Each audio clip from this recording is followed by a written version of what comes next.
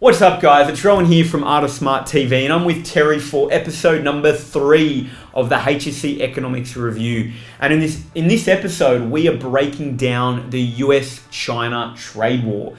It's taken up a whole lot of headlines globally, and it has a huge impact on the HSC economic course. You know, it relates to protection, free trade, your case study, Australia's economic growth conditions, our economic policy, our external stability. It's got really far-reaching consequences throughout the HSC economics course. But in saying that, what we've found is that that most students often don't have a clear idea of what is it really about. What does it actually involve? What's the impact going to be? Short of often what are some quite scary headlines in the newspapers. And so our goal today is to really pull it apart, dig into why it started, what it is, what the impact is going to be, and of course, how you can use it as a powerful example throughout your short answer, extended responses for the HSC economics course. So to kick things off, a super easy question, hopefully, we'll find out, is, what actually is this whole US-China trade war? We hear about it, but what is it? So a trade war is essentially when one country decides to place tariffs on the exports of another country. In this case, the country was the US placing tariffs on the exports from China. And then usually what happens once that first round of tariffs kicks off is the other countries, so in this case China, they will retaliate with what are called retaliatory tariffs. Okay, so they will impose tariffs on the US exports. So that's what's been happening. There's been a couple of rounds already. The first round, I believe, was on $250 billion worth of Chinese goods, and then China hit back with tariffs on, I believe, $200 billion of US goods. And then it's just escalated since then. The US government and Chinese government have had meetings to try and get a truce in this trade war, but those talks broke down recently, and then therefore in May, they've now decided to ramp it up a little bit even more. Mm-hmm. And it's interesting, just to link it to the HSC course for a moment, if you remember when you were learning about the types of protection and tariffs, one of the economic effects or consequences of a tariff is retaliation. Mm-hmm. And so we're sort of seeing this play out, in reality, which is really interesting. So I think the thing to highlight, is that in May, the response, so there was a truce, so there was this initial round of tariffs. And then in December, they decided to hit a truce, and they had some deadlines that were set throughout March and April, which were surpassed. And eventually in May, the US ratcheted up and they said, we're going to take the tariffs that we had at 10% and we're going to bump them up to 25%. So it was quite a considerable increase. China then came back and said, well, hey, we're going to throw back an extra $60 billion of tariffs on US exports.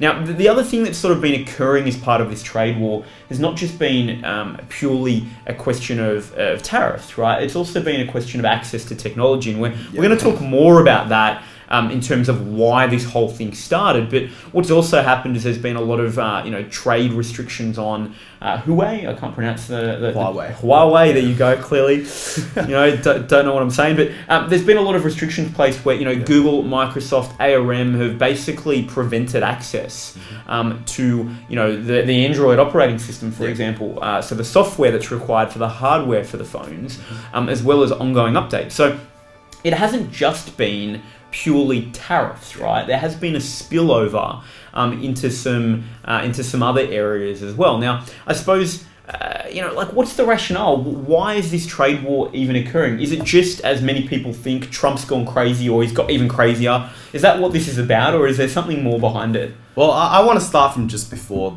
Trump got elected, right? So I followed that election quite a fair bit, and I remember seeing that one of his key election promises was that Trump was attempting to return jobs to key blue-collar working states, right, with manufacturing, with steel. And so part of me wants to believe that the tariffs came in with that in mind, that it was supporting these workers. Because remember, again, linking back to your syllabus, right, one of the benefits of protection in the first place is that it protects domestic industries, right? So I want to believe that he had those people's interests in mind. Now, obviously, data has come back and shown that it's led to a significant price increase, and that it actually has cost some companies like jobs, right? And some people have benefited, some industries have benefited, but some have also suffered at the same time.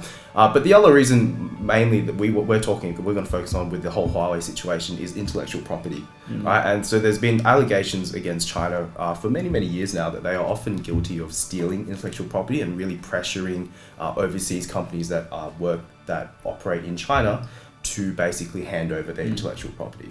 So I think if you did the China case study, for example, I think one of the things that you would remember is that there's those special economic zones, right, that are created in China, and part of the special conditions that exist there is that foreign companies can come in and set up production facilities. But what it does require is a couple of interesting conditions. One is that you need, in most cases, a majority Chinese partner. So to have a majority Chinese partner means that there's going to be, by necessity, an intellectual property transfer that occurs. Secondly, as part of it, there's requirements, to disclose, intellectual property, to the Chinese Intellectual Property Bureau, and that provides broader access. So there's been underlying concerns for quite some time about this, and they've ratcheted up with China's Made in China 2025 policy. What is that policy, Terry? So basically, this Made in China 2025 plan is just a plan to basically move China from being historically a very low-cost, labor-intensive economy to now becoming one which is focused on elaborately transformed manufacturers, to one where they're really going at it with their designs, with their engineering. Okay, so they've got this idea that they want to increase the Chinese domestic content of core materials to 40% by 2020 and by 70% by 2025. Very ambitious. Do you have any thoughts on that? Yeah, I think it's very ambitious. And I think the point here, just to simplify it, is that what they're really wanting to do is they're wanting to reduce their reliance on Western countries, but typically the US. The US is really the technological global leader when it comes to patents and intellectual property.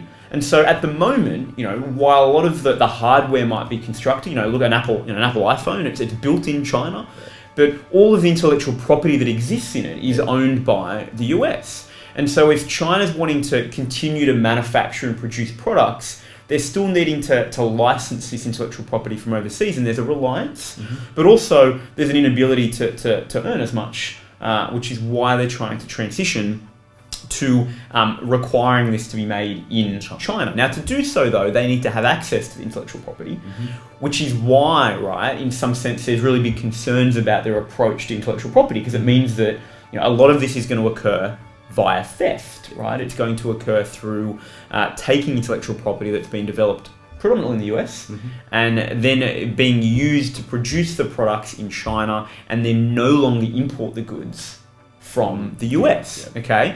And so this is, I think, a really big driving concern. And to be fair, the World Trade Organization has recognized this. It's not just the US sort of complaining about this. The Made in 2025 policy, the Made in China policy, has a whole lot of subsidies and tax incentives, to also support Chinese businesses doing this. And so it really blurs the line in, protective policy and anti-competitive policy. And so it's something that the US have said, hey, actually, we can no longer stand for anymore, right? It's not actually in keeping with what facilitates positive global free trade. And so while it might seem sort of crazy to say, well, we're going to throw a trade war out here, we're going to reduce free trade, we're going to increase protection, it is actually, depending on who you speak to in the US and who's driving the negotiations, actually an equation and a focus on how do we actually over the long term shift Chinese policy to be more open and to recognize intellectual property. And so that's a big part of what it's about. Now, I suppose just to highlight the cost to the US, the cost each year of counterfeit goods, pirated software, and trade secrets has been estimated to be $600 billion a year. So, I think then if that's sort of driving this, right, at least from a US perspective, short of Trump's election promises to blue-collar workers, right, what's the goal for the US out of all of this? Well, before I address that, I just want to add something about Huawei because it's dominated the news headlines this week. Definitely. I did a little bit of digging, and it turns out that actually in February it was banned in Australia and the US basically their 5G networks. They were trying to develop 5G networks in these countries, and they basically said, no, we don't want them. And the reason for that was because Huawei has actually been exposed in the past for doing exactly what Ron was talking about just then with the theft. They were caught spying on, I believe it was a British jet design. They were caught for it, and then so there has been some very serious questions posed about the security of Huawei devices. Okay, and basically how it works in China, just to simplify things a little, if the Chinese government wants to access information which Huawei would be storing of their consumers, they are entitled to do so. So there are some very, very serious concerns here. So so just to wrap that up, bring it back to what we're talking about, I think it's a great thing. I think it's great that we're having this trade war in the sense because it means we are taking intellectual property very, very seriously. And it means that therefore we are providing safeguard measures, as we've seen with this, I guess, lockout of Huawei, right? That we are taking it very seriously. And so the goal then for the US is sort of interesting, right? Because in some sense, it's really about continuing, and it's really, if we think about it as, we had the Cold War, that was the war with US and Russia over global dominance. We're sort of seeing it play out in trade now, right? But it's really over the long term, around technology. And national security. And so I think the US's goal broadly is really to try to, get pushback on the Chinese reforms and subsidies to support businesses, shifting their reliance from US technology, right, through theft. I think a big thing is also to ensure that there's greater data security. A big focus as well, out of the goal as well, certainly, is to really ensure that US intellectual property is protected over the long term, and the benefits that US are hoping to accrue as a result of that, are one, a reduction in the loss that they're already seeing from theft. Okay, but beyond that, a resurgence in certain industries, domestically, an increase in employment, an increase in economic growth. And the big goal that they have is to try to create a more positive trade balance with China as well, which is something that we're going to talk a little bit more about as we sort of look at, I guess, the impact that it is having already on the US. But before we go there, what's been the impact for China? Okay, so the impact for China, basically, there's a belief that as we talked about in our HSC review video number 2, that they're going to actually reduce the amount of economic growth by up to 1 percentage point for China. Now, as we've already said, China is not doing fantastic at the moment. They've had periods of very, very strong growth up in the 10% range. It's down to 6.8% for the year, and it could potentially go even further down to 6%. So it's costing them jobs, right? 3.5 million jobs. And it could potentially hurt their GDP in a significant way. And I think it's interesting because their 6.8 growth, as we've talked about, was already a 28-year low. Dropping it to 6, is even, it's an even bigger low. And that's if further tariffs aren't applied. That's just where we're at right now. So I think there's definitely some big concerns there. I think there's some big concerns as well around, like with Huawei. Am I pronouncing that correctly? Yeah. I got it right. Score. Clearly, I don't own one of those phones. I'm very glad. And that's the point, right? Is that as the Microsoft and Google have been pushing back, there's and refusing to provide them access. There's now global concerns with consumers, about actually accessing and using some Chinese products. And so it's not also just going to be an impact of the tariffs themselves, but it's a flow-on effect on confidence levels. There's been reports of, the eBay being flooded with Huawei phones, right? And people are trying to offload them. They're saying, well, we don't want them anymore. We're concerned, but we're also, we're not going to get access to the technology updates. So it's like, well, the phone's not going to be as useful to me as well. And so I think there is a real bigger picture, which is that I think, given China's role in manufacturing, there's going to be, I think, a drop in consumption potentially of Chinese manufactured goods, which is going to hurt China as well. And this would be mainly felt with the Chinese exports, right? Because as we already know, China, they don't currently allow the use of Google services domestically anyway. So it's really, this ban doesn't really necessarily affect Huawei users within China. But Huawei has actually carved out itself in the global market as a very, very strong mobile phone manufacturer. So they're the second largest, and so this would probably take a big hit for a very, very important company for the Chinese government.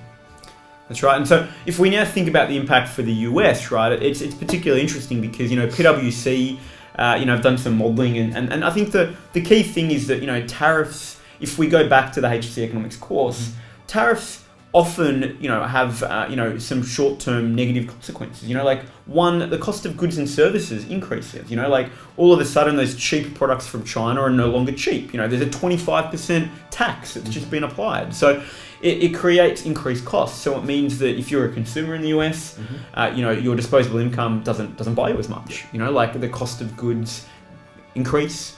You see inflationary pressure occur, which has certainly been happening. There's been upward pressure on inflation in the US. And so, the risk is that, it actually worsens living standards. So I just want to add, there's a study that's been going on in the US, which basically is trying to analyze the impact of these tariffs on US consumers. What they've actually realized is there's an almost complete pass-through of these tariffs onto US consumers. Right? So anecdotally and empirically, basically people are basically saying, oh, if I'm a manufacturer, I'm not going to take on any of those tariff costs. I'm going to just pass them on to the consumer.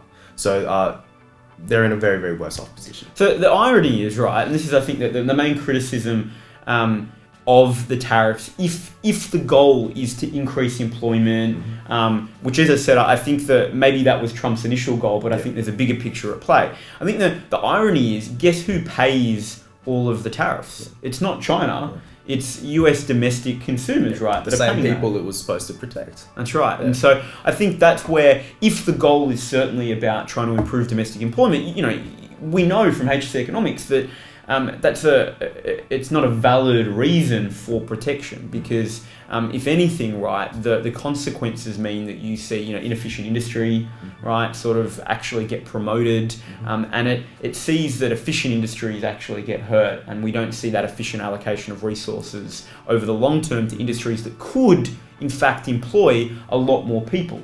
So instead of creating the structural change that needs to occur, in the US economy, for some of these, industries, it's entrenching potential industries and trying to keep them alive a little longer. Yeah, just for the sake of political votes, really. That's right, exactly. So I think, that's one of the impacts. Now, on the positive side for the US, though, it has changed their trade balance with China, right? So, how has that changed? So the trade deficit basically is no longer as large as it used to be. So historically, US has struggled quite a bit with their trade deficit with China. So it fell US 2.8 billion to only 35.4 billion in November. So it's fallen a 7.3%, fairly sizable fall based on if we're looking at trade balances. So it's been fairly positive in that sense.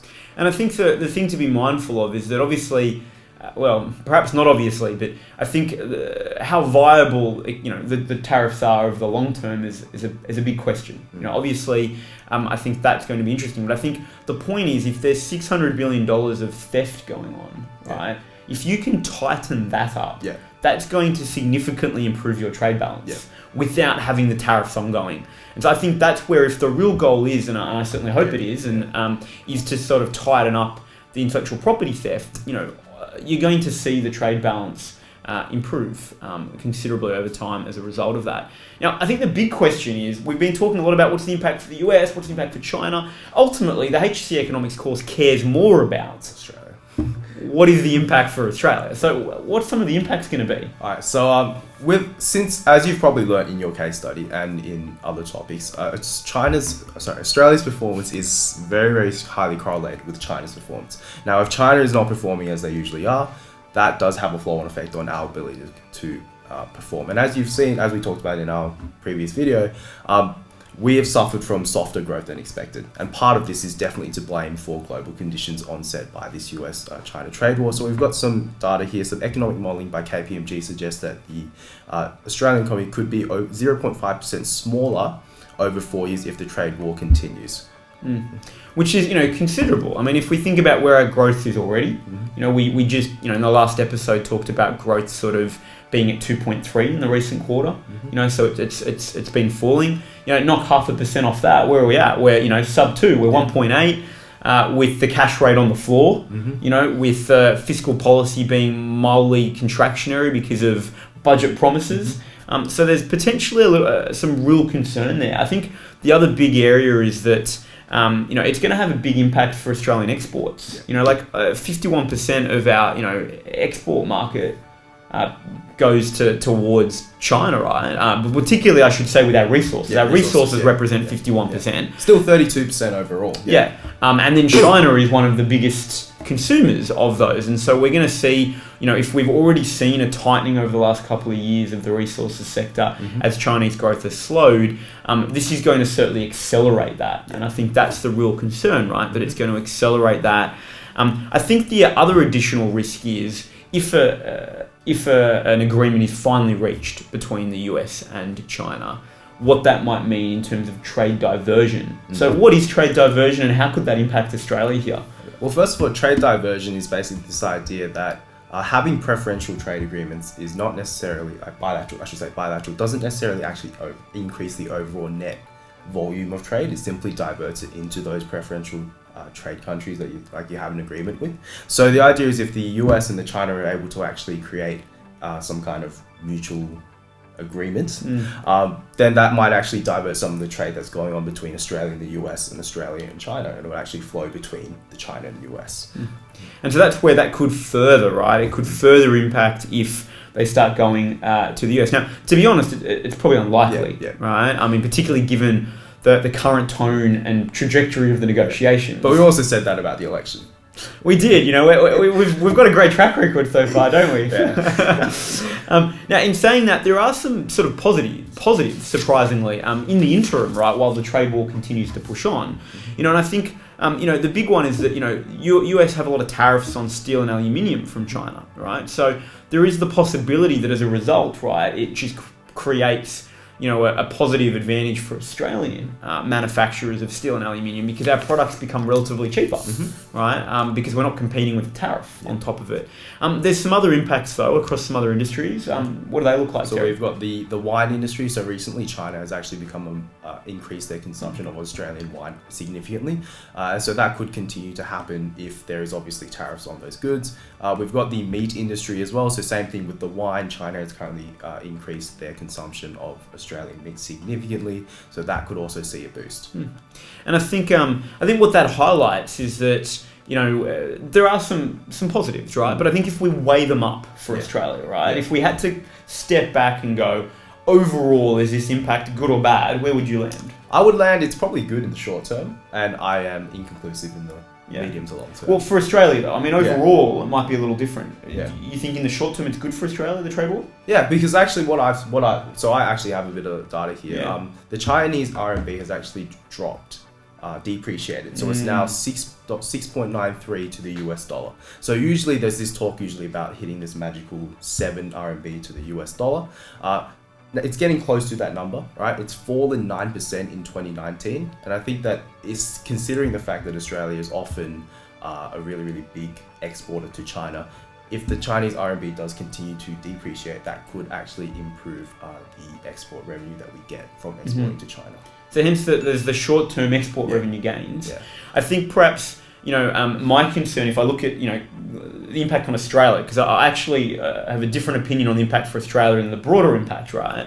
I think it's interesting because I think it really depends though on the degree to which, the falling RMB, and the currency, influences, right? As well as some of the, meat, wine, and resources export growth has. How that balances out with the overall impact of Chinese falling growth and its impact on Australian economy, right? So I think it's a bit of a balance, right? Is that yes, we might get some export wins, but to what extent does the overall slowdown of the Chinese economy hurt Australia? And that's where I think it's inconclusive, but it's certainly a risk that we need to be mindful of.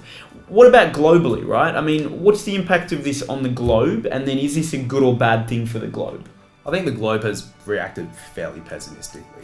I think everybody typically has something to say about it. I think it's really affecting confidence. The head of the WTO has called it the worst crisis for the WTO since 1947, right? What have you got? Yes, I mean, which is pretty funny because they've had the failure of the Doha round, which you guys will remember, which was a pretty epic failure to start with. Look, I think what's really interesting is that global growth has been slowing down already last year, and if anything, this is going to accelerate the slowdown. My take is that over the short term, it's going to be probably painful for the global economy.